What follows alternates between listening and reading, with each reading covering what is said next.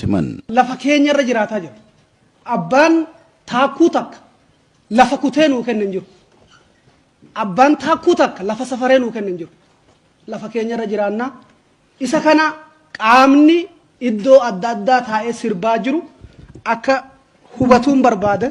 Yeroo ammaa kana ogeessi keenya yeroo hojiitti dhaawaa jirudha.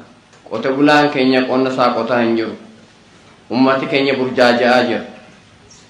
Gaggeessaan hojiirra hin jiru.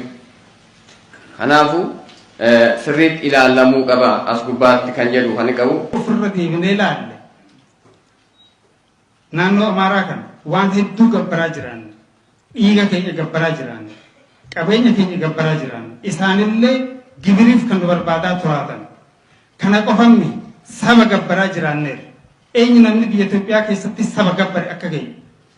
Oromoo Walloo lafa isaa irratti mirga heeraa fi seeraan gonfatee humnoota dantaa dhuunfaa isaaniin socho'aniin sarbamaa jiraachuu eeruun mootummaan naannoo Amaaraa dhiibbaa sabummaa irratti fuulleffatee uummata kanatti baname hatattamaan akka dhaabu gaafataniiru.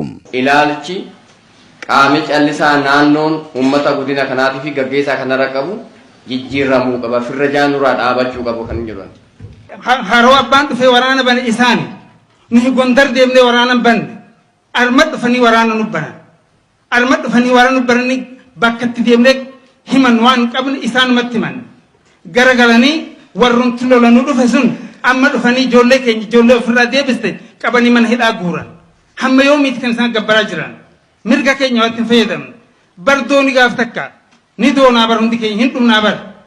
Isaanii dhumuudhaaf ofirraa ittisuun barbaachisaa mirga keenya hin fayyadamne mirga heerri seerri biyyattii nuu kaa'e fayyadamuu qabnaa. Gurmii adda addaa godina keessatti gurmeessanii godina kana cabsuu bittinneessu akkuma sirna darbee cafallaqanii bulchuudha karoorrichi. Inni sun yeroo milkaa'uu dhabe afaan qawweetiin cabsuudha. Namoonni hiriira kakaasaa turan